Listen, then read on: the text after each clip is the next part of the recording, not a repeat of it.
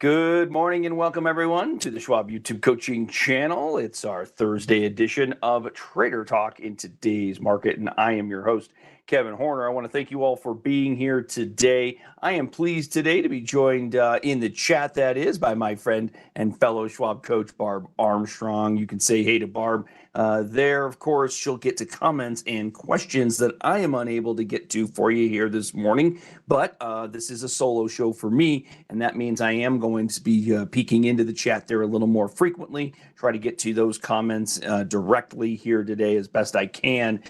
So please feel free to post for the duration of the show. We will go until about 10:15 Eastern, as we usually will. Now, don't forget to follow Barb and me on X, Barb Armstrong CS, Kevin Horner CS. And excuse me, I am not joined by Barb Armstrong. It looks like I am joined this morning by Brent Moores. Excuse me. So Brent is in the chat, and you could say hey to Brent. Brent is, of course, available on X, Brent Moores CS, and I can be found there, Kevin Horner CS. All right, now let's get to our disclosures, and then we'll get right into the charts as we would prefer to do. So please remember that our discussions here are exclusively for your information and your education. We do not make recommendations. We do not make any endorsements for a specific approach to trading or investing in the market here. What we will do, however, is continue to discuss technical analysis. We'll look at the broad market and utilize technical analysis concepts and strategies as we discuss it. But these are just sharing ideas and encouraging you to continue to do your own due diligence, of course, as it relates to technical analysis. The amount of which, you rely on is at your discretion, of course. Beyond that, we'll remind you that in terms of our process, it is one that encourages you not to base decisions off any one single method. You can utilize technical analysis, for that process, but don't rely on just one data point. It makes more sense to consider a multitude of factors when we are basing our decisions on trade ideas and concepts, of course. So with that, let's move to an agenda review. For those of you who might be joining us for the first time, we do a top-down approach as it relates to the review of the broad market. What that means simply is we're going to start with our major indices. We'll look at the S&P 500, the NASDAQ 100, and the Russell 2000. Now, I'll try to keep those brief for you because we look at these frequently, of course, and we'll then move into an understanding of sector rotation. There's been a lot of discussion about this. I'm going to highlight some of the relative strength of the broad market here of late so that we can see the sectors we might be leaning into here of late. And then, of course, some stocks in the news. And on a Thursday, when I am solo, I do have a bit more opportunity to get to those stocks in the news. And due to earnings, of course, there are a bunch of them. So we're going to have plenty of charts today. And with that, let's peek on the SPX. As I said yesterday, not a lot of action here, right? A lot of consolidation still. We have come down yesterday. Oh my goodness, we sold off for a day and a half here, everybody. We got down to the 20-day moving average, and now we've popped off of it. Trend traders watching either the 20 in orange, perhaps the 50 in purple. And I think for many traders, that's going to continue to be the case if we are merely watching the trend, as we ought to be doing, of course. There's not been a lot of change to what's going on here. If you wanted to draw maybe a short-term uptrend line through the lows we made there in November, we could conceivably do that. But the truth is, depending on how your preference is here, whether you're a trader who likes to take the opportunity to sell into some semblance of strength, or if you're the trader who only wants to sell on weakness, the latter. If you're a seller on weakness, you really haven't had a lot of opportunity to be unloading SPX positions. The biggest window we've had below the 50-day moving average now, dating back to May, is this one here. And we were below it, but we did make, essentially matching lows in there. So for a lot of traders, if you're looking for an area of horizontal support where any selling below the 50-day moving average could kind of run course, it might be this 65.50 zone. But obviously, we're a pretty good ways away from that. And then the thought process, or rather the reasoning that a trader might choose to manage their risk like that, if you just take a look at the distance there from the 50 to horizontal potential support is about a 4% move.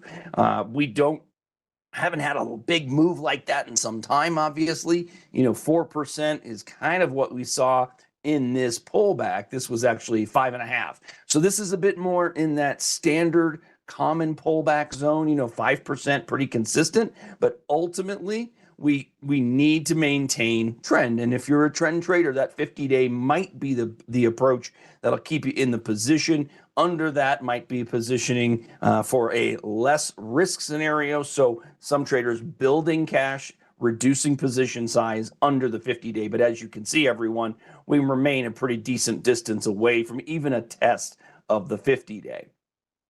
All right, let's go ahead and I'm going to lift that line here, and I'll leave that horizontal zone in there, horizontal support at 65.50 in there for later review. Let's look in on our NASDAQ 100, having a really good start here today, up 1%. But if you attended class yesterday, you know the importance of busting through this ledge of resistance, such that I'm actually going to change that color from white to red. We need to get through this level, everybody. We are right back to it, or at least we were at the open today. That level we have been below since mid-October. The fact is we've kind of put that or hit our head on that lid a couple of different times. The fact that we have done that, just thinking about it from a technical analysis standpoint, tells us the importance of this level. What we don't know, okay, as a reminder about the tenets of technical analysis, we do not know whether we are going to break out or we're going to pull back.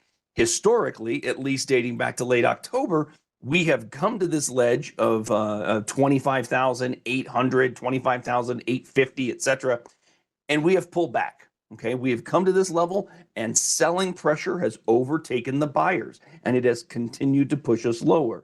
Now, we don't know if that's going to continue to be the case, but we do know that given the time frame we're looking at, if we can trade through it, the likelihood is now that we have greater opportunity for more upside than we do right now. Okay, so the fact that we have not pushed through, we have not had a close above this level, tells us that we can sit on our hands if we're looking at A, deploying new money, right? Or B, looking at reasons for taking some off. Now, it might be that a trader holding NASDAQ 100 positions is a little uncomfortable because we have once again tested resistance, once again in the first 5 to 10 minutes here, pulled back from resistance. But ultimately, staying above the 50-day, staying above the uptrend line, you need to have some semblance of decision points, right? And for a shorter to intermediate term trader, those time frames may just or those levels might just be the red line and the white line, and meaning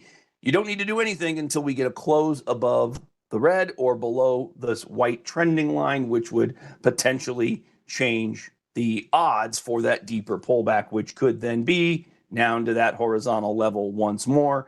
In the NASDAQ, that's about a 5.5% sell-off to horizontal support. And that's assuming horizontal support maintains or that, we have to get there. Nothing to say that we have to hold that level. Nothing to say that we even have to get to that spot.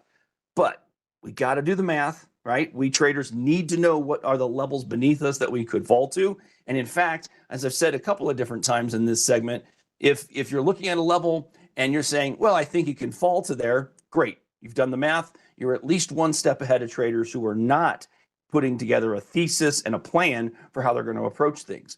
But just because that level has a white line drawn in that I've selected does not mean that level needs to maintain. So do some deeper levels, do some deeper analysis, find another ledge of support. For some of you, it'll be the 200-day moving average, but know those levels so that if we make action well below levels that you have comfort for, well, you know what you're going to do. You've given yourself the roadmap to taking action that'll make you more comfortable. That's the whole concept behind planning our process out. And I know that a lot of you don't like the idea of considering what would happen if I'm wrong. Where are the points where the market changes and becomes a lot more uncomfortable for us? It's imperative that we know those levels below what we believe can be support, because invariably when the market sells off, we exceed the levels of support that we think should hold. And that's when we get to be extremely uncomfortable. There, in my experience, whether it's for a positive trade or one in which I'm taking a current loss, sitting on an unrealized loss, I am never comfortable at levels I didn't conceive could occur. So even if a stock rallies hard and it's trading upward at extended levels beyond resistance that I didn't think it could get to, suddenly I'm uncomfortable simply because I didn't think that I could get there. I didn't have a plan as to how I was going to address it. And in the moment, suddenly I'm making decisions that are far more tied to my emotions than to a practical approach to trading, which is our encouragement. So while we don't, here suggest given specific trends or specific approaches to trading the market, what we want to encourage is a practical approach. So that much I can say. That's not a specific way of doing things, but we do encourage a more practical look at things. Now, as we kick over to the Russell 2000, I think the biggest takeaway is the substantial discrepancy you're seeing in the movements here. S&P 500, nice and slow, gradual grind higher. NASDAQ, meeting resistance, not busting through. We've talked about this, the importance of knowing the breakdown. We're going to see the component breakdown here momentarily, but the importance of understanding those individual groups, what leads those groups and what does not. So small caps moving upward. Once more, we got a little bit of a rejection in the 10-year yield, pushing back from 4.2 over the last week yet again. Now we've continued to hold this new level. This is kind of sandwiching in or pinch point, if you will, here between these yield levels from 4.2 on the upside down to the 4.1 or so on the downside there. So we've got basically we're just sandwiched here, and if we can continue lower under that 50-day in the yield, I think you'll continue to see the Russell climb. But clearly, the two things are happening. One, the Russell 2000 moving higher as yields are expected to go lower, not artificially lower, by the way, because following today's jobs report, which did come through and a little bit more robust than maybe expected, the expectation for a rate cut is now not in January, not in March. In fact, before we can get to a point where the rate cut opportunity is greater than 50%, we got to go all the way out to June to see that be the case, according to the CME Fed tool, that third-party application or third-party website rather, that shows us how traders are positioning for the expectation of rate cuts. So not really a whole lot of expectation between now and the end of the year. Maximum, according to traders, is 2 cuts, 225 basis point cuts, that is, between now and the end of 2026. So yields, not breaking lower per se, but also having not crested above that 4.2 kind of gives bulls, especially as it relates to the Russell, a little bit more confidence. And if you're a Russell 2000 trader, the 20-day moving average is clearly too slow here for management purposes, because we are pretty deep. We're about 100 points above it right now. If you were a trader, maybe looking at the 10-day moving average, for example, might be a level under which traders might choose to move on, right, or take some profits there. You got that also happens to coincide with the last peak, which some would say is a nice little bit of confluence. So a close under the 10-day could be a position where traders lighten up a little bit. Close under the horizontal support could also do the same. Now, the SOX yesterday got a little bit of selling, and then that quickly reversed course. It looked like we might get a little bit of a breakdown over those 2 days, but instead, yesterday morning, we got down there like we were going to break down, and bulls stepped in and gave you a hammer candle, and then things looked to be moving again aggressively to the upside, which is not a terrible look. It's nice to see the SOX with a big move like this.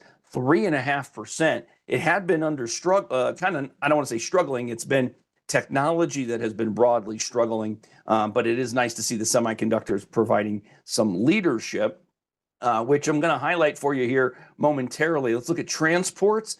Transports busted out of a little bit of a consolidation here and continued upward, allowing the 20-day to catch in. Notice how the 20-day was tested right there. And so we continue to see a pretty positive development as it relates to these broader areas of the U.S. markets. And seeing the transportation index moving upward is a positive, of course. We can take a look at this from Dow theory standpoint, which we definitely want to do today. So let me highlight this for you. Here's your standard view of Dow theory, of course. Dow Industrials on the left, Dow Transports on the right, 5-year weekly chart, both reflecting this week trading to new all-time highs. That would be considered on a close this week to be Dow theory confirmation. Essentially got that last week as well. But the reminder here is that this is evidence of a healthier economy. And when I say that, I know that many of us aren't going to feel like that's the case.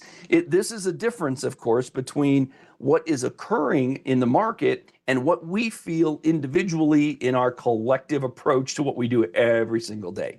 So when I go to the grocery store, I don't feel like the economy is fantastic or healthy because I feel like, hey, I'm paying more in the grocery than I normally do, and yet I'm still seeing evidence in price movement, price action, developing trends in transports that validates what we're getting from the broader market. Now, not everybody is going to be pleased in looking at the standard Dow theory. And what I'm going to do is highlight the opportunity for traders who are maybe a little bit more new age, to consider something like Dow theory, but might be a little more suitable. And that is the view of the S&P 500 versus the semiconductors. And this is commonly in the current market environment considered to be maybe something that traders are also considering. Look at the all-time highs in the SPX this week, all-time highs in the SOX today,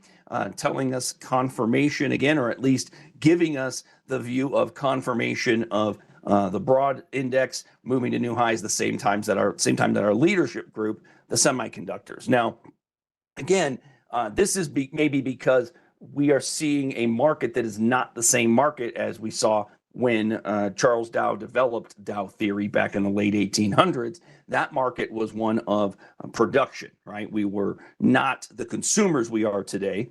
And what do we produce but semiconductors? This is clearly our leader.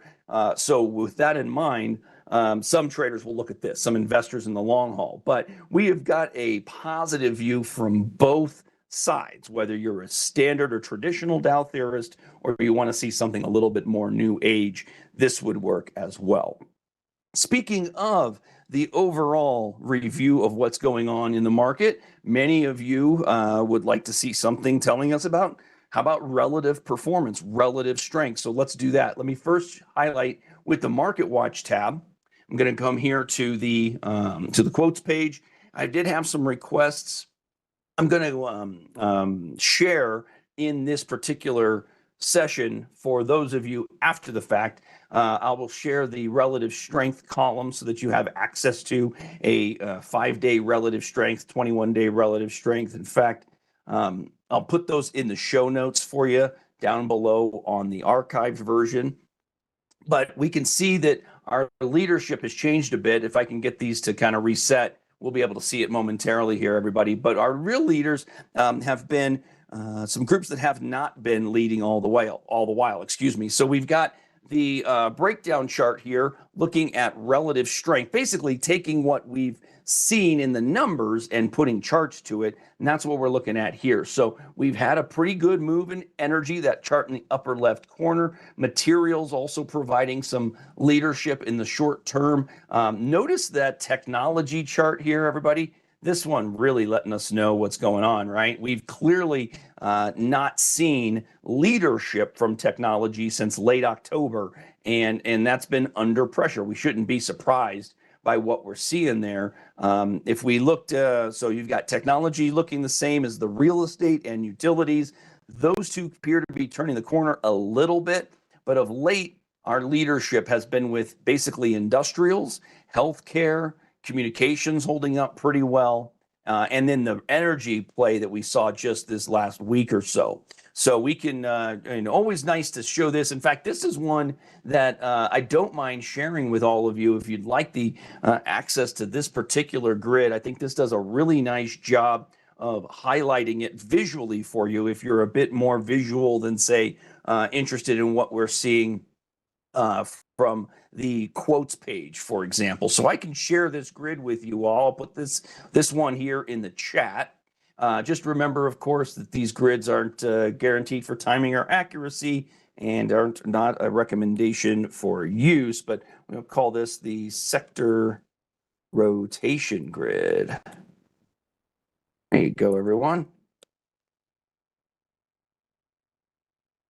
Yeah, I don't know. These, it always seems to me that it's taking these calculations, at the minute, the second that we're looking at them. And so these do take a minute to load. And anytime we're utilizing a script in a watch list column or a quotes field like this, it is going to take a second. But I admit, I thought that these should be loading a little bit more quickly. But once you're on the page, one thing you can do, don't forget, everybody, I think what is noted here, these will eventually start to give me data.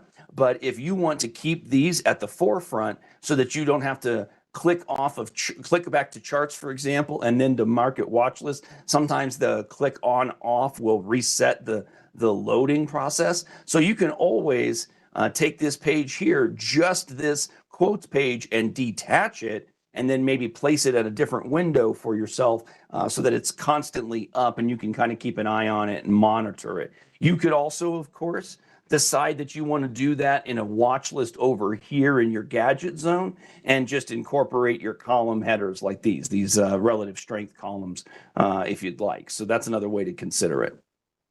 Quick look at the visualize tab. Not as clean as it was yesterday. Yesterday, everything in the big side here, basically the midpoint on the heat map, everything to the left was red and everything to the right was more green, especially in the lower right quadrant. We had a green day in healthcare and staples and energy and utilities. And, the thing was, we were really seeing some of that rotational move. So let's talk about those sectors that we've noted that. So energy broke out a little bit, so we got to an area of resistance. Let's see that on the weekly. That'll highlight this for you.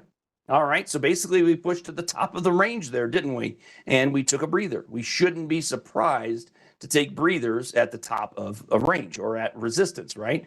Remember, a breather is just that. It does not mean that we aren't going to break out. It just means that we've initially paused at that level. And so you all know that I like to draw these lines over many different windows of time to make sure that they pop up on my shorter term windows as well.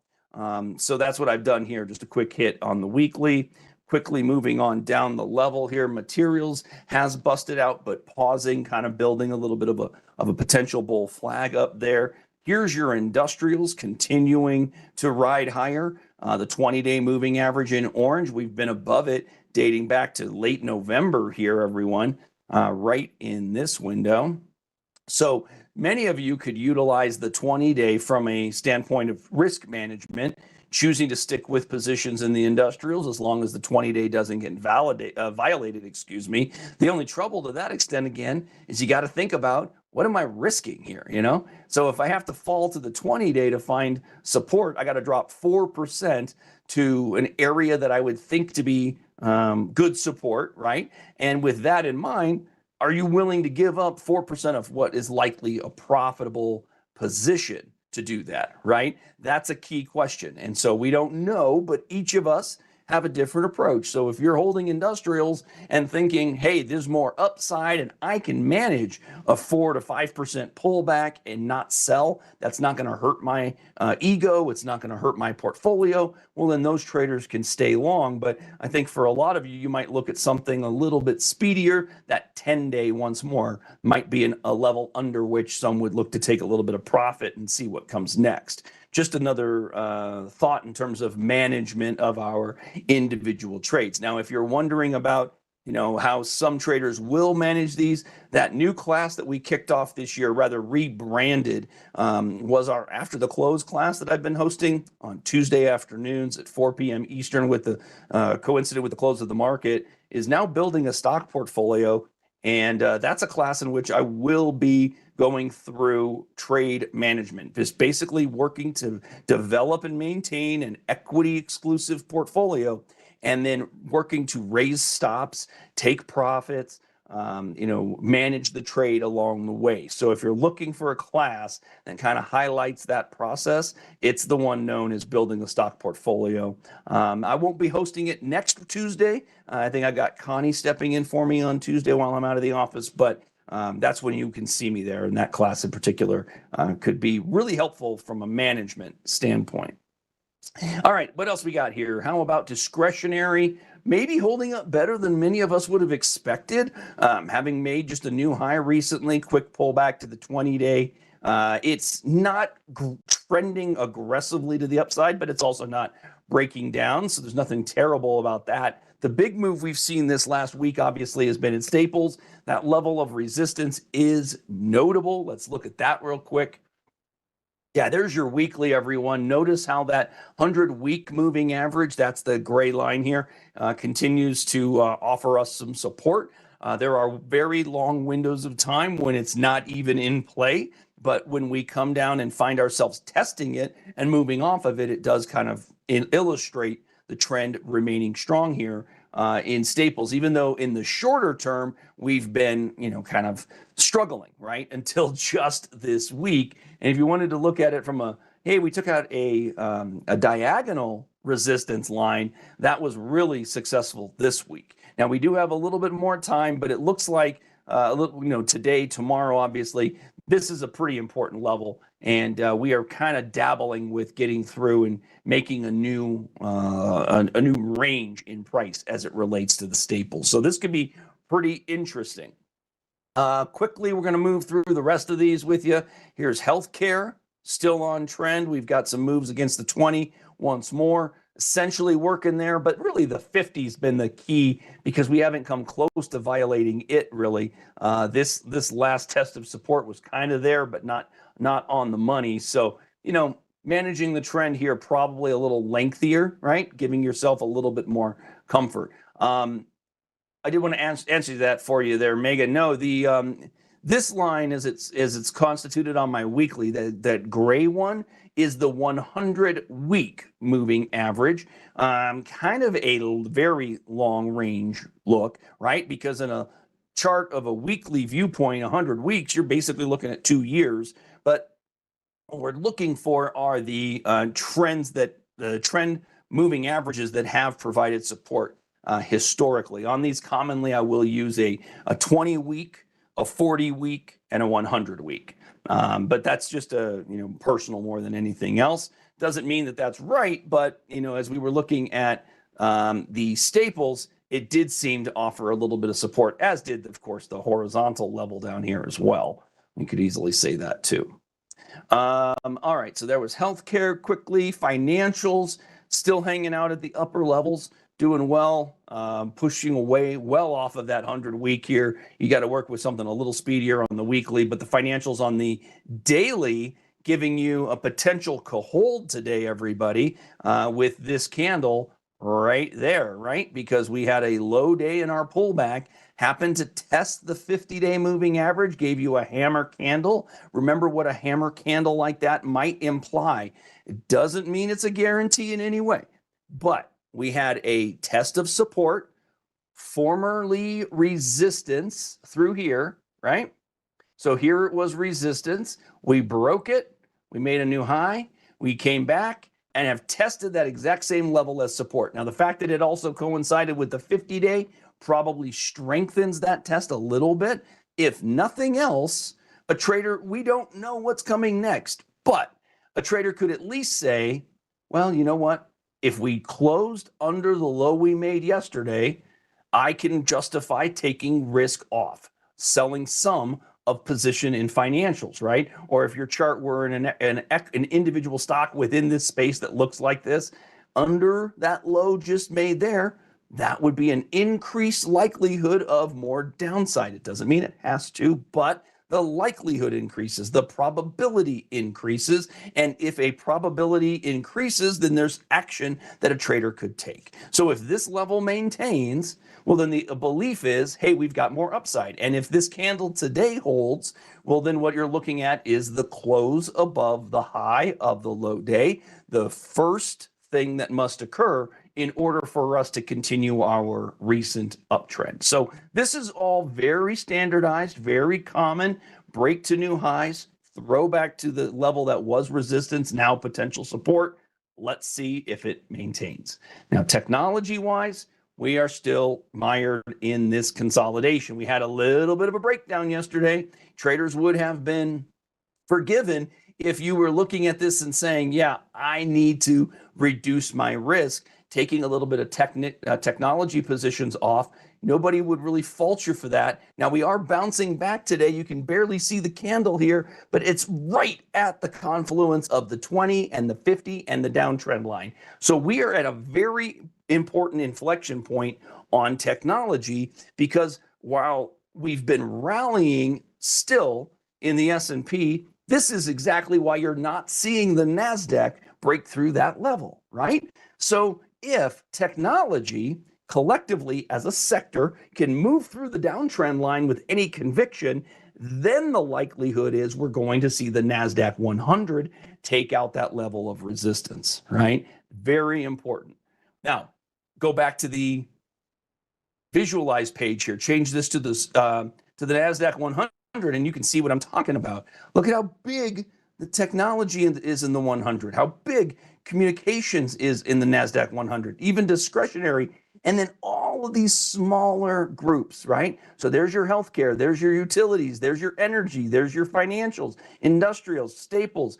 These are such small components relative to the NASDAQ 100 versus what you're getting in the S&P. That's why we're not seeing that big a move yet, right? But tech getting nice and clean, big, beautiful green. I mean, this is the green we're striving for. This one on NVIDIA, great, love it. Nice 2.5% day, sure. But this is what we're looking for. Bright chartreuse green, and that's the percentage of returns we love to see there, right? That's what we're ideally looking for. So some significant moves in tech. The question is whether it's going to take us out of our sector range, okay? So we're looking at that. And then the communications, still broadly uptrending, still working against that 50-day. That looks a lot like the S&P, as it turns out. Just kind of working there. Let's put that 50-day exclusively on there. You've only been below it for, boy, just a few days at most, and a lot of back and forth filling in the gaps in here when we were below it. So clearly, 50-day, very important level, maintaining it there, looking pretty strong. Let's see if we can do just that with the communications. And then the last two here, utilities, bouncing into the 50-day today, but clearing perhaps an important level. This is maybe the highest trade today that utilities have seen since the break started downward in December. So you're looking at about a 6-week high in utilities. And again, this shouldn't be a surprise. Remember, interest rates going lower. Now traders are comfortable taking on a little bit more risk to find that yield, right?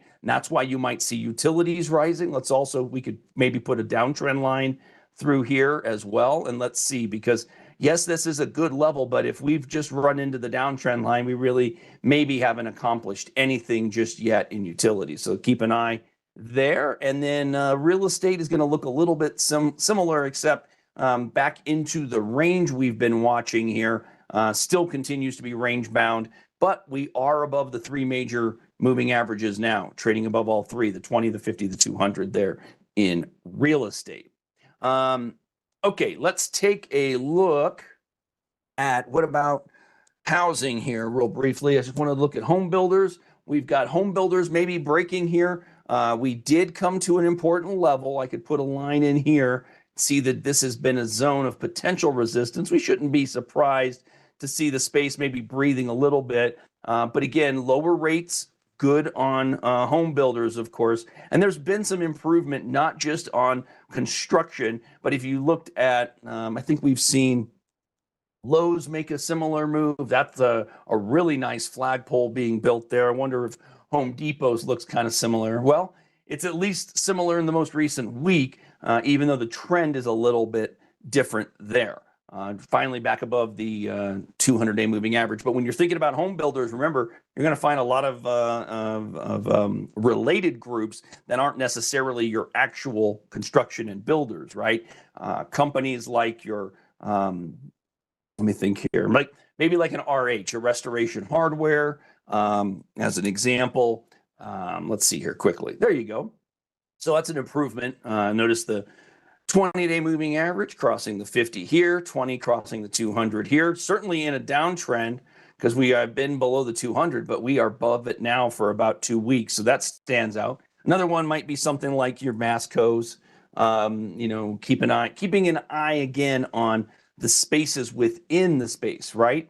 So there are going to be some opportunities in, not necessarily here in home building per se, but I wanted to peek in and just, give us the reminder that we've got a lot of ways to go about looking for opportunity. Let's try not to be bogged down by the same old stuff, right? Okay, now let's get to some stocks in the news. Like I mentioned, we had a bunch of stocks in the news this morning, and a couple of them, more than a couple as it turns out, for upgrades, and a lot of them are tech-heavy upgrades. So let's start us off. I'm going to work down a list here. We got Broadcom get upgraded at Wells Fargo to overweight from equal weight. A new target got pushed to 430 from 410. Believes that any concerns over gross margins is now overdone. Wells Fargo so likes that 430 target. Remember, though, that targets are just that, no guarantee to be achieved. So 430 would be a fantastic premium to what we're seeing here. It'd be about an 85-point upside from our current price, so more than 20% or so. That's not a terrible thing. That 325 ledge of support looks to be pretty sound. We've tested that a few different times. Under that, the chart changes, of course. Dell got upgraded today as well. Let's take a peek at Dell. Dell was upgraded at Barclays. And this chart is a little bit interesting because it is in an area we could call support, right? So we don't mind that. I mean, we could at least say, you know what, if I'm a trader who's taking on a new position under the white, I'm going to change to green line here, under 115 or so approximately, that changes the pattern. This does have the makeup, the look perhaps of a bit of a head and shoulder, long range head and shoulder top. And if that is the case with a double bottom, a double top that is there, if that's the case, everybody, well, then we have to take out the green line, right? And if we don't take out the green line, well, then you do not have a head and shoulder pattern. So it's a potential head and shoulder pattern at the moment, but it is not a head and shoulder pattern officially. Now, a couple of things about the pattern that might negate it. Look at this. We've got a bullish divergence with this last low. So here we made a low in price and we made a lower low in the RSI. Here we matched the lows or made a slightly lower low, but our RSI was much higher. So that is considered a bullish divergence, higher RSI, matching lower low in price. It doesn't mean that that level has to hold, but it does tell us under that level, very big opportunity for more downside, or at least it increases, again, the likelihood of movements to the downside being greater. So we got to pay attention to that. So potential head and shoulder top, that's it. Now, what about if I was to look at this double top? I would have probably at the time called this level the neckline, which means that we could see if we made the actual measured move. So just for our fun, because I like to do this whenever we get the chance, I'm going to take that distance from the top to the neckline. And yeah, so we more than made our double top measured move. So this is just kind of re-illustrates the importance of the level there, right? Very important stuff. So Barclays upgraded Dell to overweight from equal weight. They put a target at 148. The firm is more positive on their Dell shares given the strength that Dell is seeing in their AI server orders specifically. Barclays also upgraded Applied Materials. They upgraded Applied Materials to overweight from equal weight. New target on AMAT at 360, up from 250. So a very significant upgrade on it. That stands out. And then Wells Fargo has been in the midst of upgrading a multitude of these semiconductors. So I mentioned Broadcom first. Wells Fargo also upgrading Lam Research, which has boy, what are you going to say about that? What a gorgeous looking chart. Just keeps running. Today opened much higher today, trading down about 10 points from the open, but the trend here seems to be fairly obvious. Quick bull flag resolved bullishly, quick bull flag resolved bullishly. See if that can continue. The detail here from Wells on Lam Research: overweight from equal weight, excuse me. Target up to 250 from 145. Wow, so they're on board basically, and it's not just it's Wells Fargo, but not just Broadcom, not just Lam Research. They also upgraded KLAC CLAC. So a quick look at KLAC. I think what we're seeing are all these charts, and some of these look very similar, right? Again, it would have we were watching this one. If we were on the ball technically, getting through this banner of resistance was our key opportunity, wasn't it? My goodness, this thing has taken off wonderfully. If you bought the day before the breakout, not that you'd have been encouraged to do so, we would have been a buyer on the breakout, right? Even if we just chose to buy the breakout, just buy the breakout, you'd be up 15% to the current price. Even if you bought the breakout on the closing basis, you'd be up 15%. So, I hear all the time, hey, why do I have to wait to buy? You don't. You can buy before. It's just less clear that the trend is reasserting itself immediately. And for so many of us traders, we want that movement to happen quickly, right? I know it's easy in hindsight. You're right, Cecil. But there are tenets of technical analysis that continue to play out. It's exactly why we look at these things so frequently and we talk about these concepts. We realize they won't work every single time. But the reason that they work is because so many of us are utilizing the same concepts, the same strategies, the same approach. As it relates to resistance, it takes off the lid. The reason it takes the lid off and why price can move through it is because we've quite literally chewed through all the volume of sellers at that level. All of those shares that were layered there at resistance are gone. There are no more sellers at that price, and thus price continues upward. All right, so pretty good look there in CLAC. And we've got a couple of minutes to go. Let me see if I got a couple more for you here. They're not all going to be in that tech space, but I do want to highlight one more in semis. That would be ASML.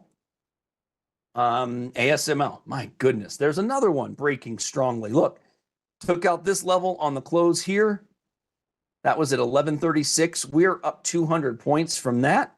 Even if you bought the closing level here to the current price there, about 15% as well. Some amazing moves here in some of these positions.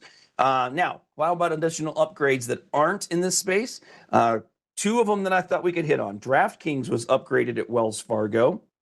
Now, DraftKings has been in a little bit of a struggle here, right? My trend line I could extend through here. This is going to go back a ways, and maybe that we're seeing something new developing in here, but because we're above that 50-day, but this really is not trending just yet. So now they got upgraded at Wells Fargo, and upgraded was to overweight. They'd been at equal weight, new target at 49, up from 31. And this is tied to a broader level of research out of Wells Fargo in digital gaming specifically. So bear that in mind.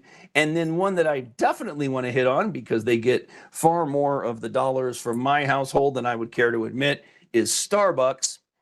Starbucks was upgraded at BWG Global today to positive from mixed, citing that checks that point to an improvement for U.S. and China sales specifically. Now, the stock has been struggling for a while, as you can see. We've been under the 200-day moving average for the majority of it for the last 8-9 months, but you're finally getting a little development in here. The 20-day crossing the 200 to the upside, 50-day getting close to doing so. Horizontal resistance in here, pretty clear at this area, and when you coincide with those moving averages, you've got some confluence of data at around 88 or so that could be helpful on Starbucks in the near term, but it's a potential for a bigger move here because the stock has been under pressure for a while. So maybe this thing can get itself going again. But regardless, unfortunately, no matter what the stock price does, my family is going to drag me to Starbucks no matter what I do. So, okay, everybody, we are going to take the opportunity to wrap that up here. We did not look at Taiwan Semiconductor today. I saw that question in here. Sorry, I didn't get to that for you. Now, we did yesterday discuss precious metals. So because I didn't get to it today, if you're looking for the discussion on precious metals, Brent and I had a pretty good conversation yesterday about them. Take a look at yesterday's discussion in Trader Talk on the 14th, which is available in the archive for you right now. So, but thanks for being here. Make sure you're following Brent and me on X, Brent Moores, CS, Kevin Horner, CS. If you liked our discussion today, I'd love for that. I'd love for you to hit that thumbs up for me down below, which helps me out as we get this reviewed and into the archive for you a little later today. Always more to come from us here on the channel. In fact, our next class, which begins at 11 a.m. Eastern, is going to be with our long verticals and diagonals, and that's hosted by our friend Connie Hill. So coming up next. So with that, I'll let you all get on your way for the remainder of your Thursday. I am out for the next couple, and I'll be back with you all on Wednesday of next week. So have a fantastic next few days, everybody. I look forward to catching up with you all again real soon.